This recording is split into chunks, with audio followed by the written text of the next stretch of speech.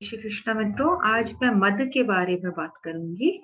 मद क्या है? मद है एक्सेसिव प्राइड, यानी कि विद्या आदि, जैसे कि विद्या है, या हमारा रूप है, या हमारा कोई गुण है, या हमारी स्ट्रेंथ है, या हमारी एजुकेशन है, या हमारे धन दौलत है, उसमें आधिक्य बुद्धि रखना और सोचना कि ये मैं हूँ, या ये मैंने पाया है या कमाया है, ऐसा भाव रखना और इसको लेकर के इसका वैनिटी मतलब इसका शो ऑफ करना या इसका दिखावा करना एक अहंकार के साथ जो है वो मद कहलाता है। मद जो है वो शब्द अक्सर ना हाथी के लिए यूज किया जाता है, कि जैसे कि एक हाथी होता है, जब वो पागल हाथी जो होता है ना, वो देखिए उसको कुछ पता नहीं चलता है कि वो कैसे सब चीजों को रौंदता जा रहा है और उसके पांव तले लोग दबते जा रहे हैं, और वो फिर वो एक अपनी अलग ही मस्ती में, जैसे कि उसने कोई अ, वो किसी नशे में हो, तो वो एक इंटॉक्सिफिकेटेड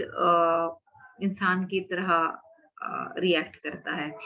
तो मद जो शब्द है वो बेसिकली उसी उसी हाथी की तरह एक भाव को एक्सप्लेन करने के लिए यूज किया जाता है। और मद जो है वो वैनिटी है, आपके excessive to show excessive vanity in one's accomplishments, whether it's about wealth or it's about one's beauty or it's about one's education, it can be anything। और जो भी कुछ हमने पाया है या हमें मिला है, उसको लेकर के एक घमंड जैसा या एक अभिमान जैसा जो भाव आता है, वो जो है वो मद कहलाता है। अब मद के अंदर बहुत सारी चीजें आ जाती हैं। मद के अंदर दंभ भी आ जाता है, अभिमान भी आ जाता है, अहंकार भी आ जाता है। तो अब ये सब जो है उसी के छोटे छोटे सटल सटल डिफरेंट फॉर्म्स हैं। जैसे कि अहंकार जो है वो मैं की भावना और मैं करता हूँ ऐसा भाव रखने वालों में आ जाता है।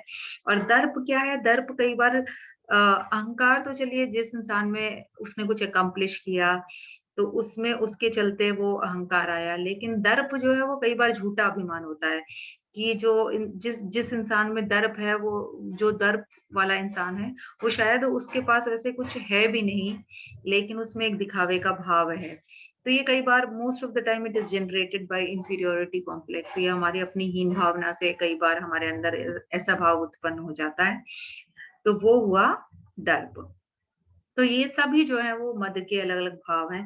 अब मद का क्या प्रॉब्लम है कि वो जो है arrogance that is generated by excessive pride is generally self perpetuating. वो खुद ही से खुद बढ़ती जाती है। अहंकार ये जो है ना, ये मद ऐसा अहंकार है जो अपने पे ही पनपता है, मतलब खुद ही को खा खा करके खुद ही बड़ा होता जाता है। और ये किस तरह का होता है? ये एक फूले हुए गुब्बारे के जैसा होता है। अब फूले हुए गुब्बारे को हम हवा डालते जाते हैं गुब्बारे में, वो भरता जाता है, फिर एक दिन अचानक से वो फट जाता है। तो ऐसे ही मद के साथ और अहंकार के साथ होता है।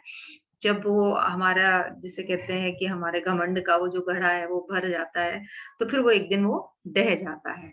और जब वो ढह जाता है तो बहुत तकलीफ होती है, क्योंकि हम उस अचीवमेंट को, उस अकम्पलिशमेंट को, या वो जो हमने हमें may be by God's grace हमने जो पाया है, उसको हम मैं समझने लगते हैं और मेरा समझने लगते हैं। और जब वो अचानक से हमारे हाथ से जाता है, जब एक रियलिटी चेक होता है, तो वो बहुत ही खतरनाक होता है फेस करना।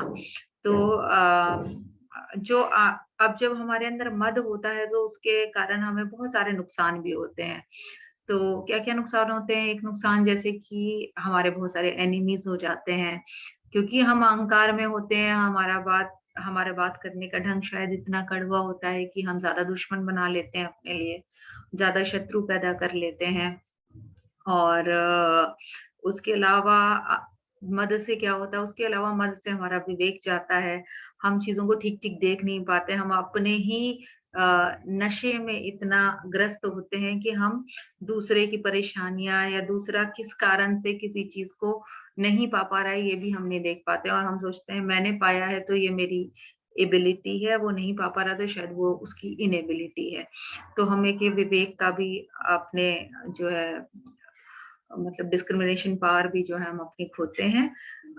ये सब मद के कारण होता है। और मद के कारण ना हम भगवान से भी दूर हो जाते हैं। जैसे कि जो जिस इंसान में मैं भावना ज़्यादा होती है, वो फिर भगवान को नहीं पा सकता। जैसे कि कबीरदास जी कहते हैं, "जब मैं नहीं था तो हरि था, जब हरि हैं तो मैं नहीं।" यानी कि अगर एक ही इंसान एक ही की जगह है, तो अगर आपके हृदय में मैं वाली भावना है, तो आपके हृदय में भगवान नहीं रह सकते। और एक बार अगर आपके मन में भगवान आ गए, तो आपके मन में फिर ये मैंपना जो है, ये रह नहीं सकता।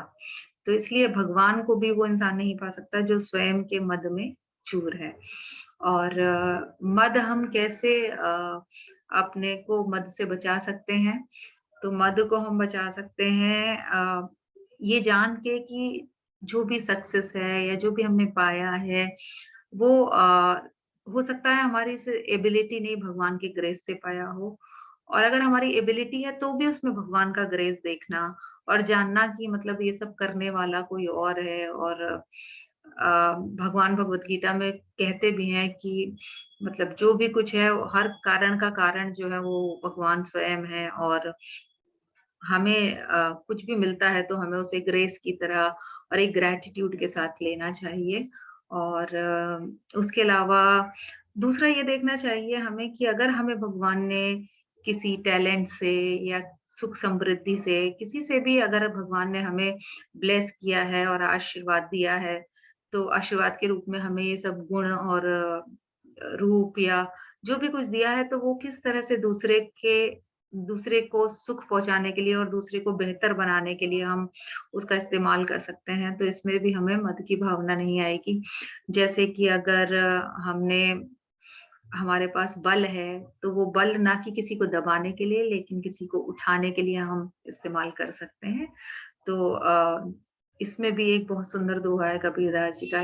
वो कहते हैं, "बड़ा हुआ तो क्या हुआ जैसे पेड़ खजूर, पंथी को छाया नहीं फल लागे अति दूर।" तो ऐसे बड़े पेड़ का क्या काम जो कि ना तो किसी को छाया ही दे पाए और जिसका फल भी इतना ऊँचा हो कि वो किसी के हाथ ही ना आ पाए। तो हमारे पास जो भी कुछ हमें भगवान ने दिया है, उसे एक आशीर्वाद की तरह लेना चाहिए और उसे कोशिश करनी चाहिए कि बाँट सकें और वो किसी के काम आ सके और हम अपनी एबिलिटीज़ के साथ, अपने अकम्प्लिशमेंट्स के साथ किसी के काम आ सकें। आशा है आपको मेरी बातें अच्छी लगी होंगी। जय श्री कृष्णा।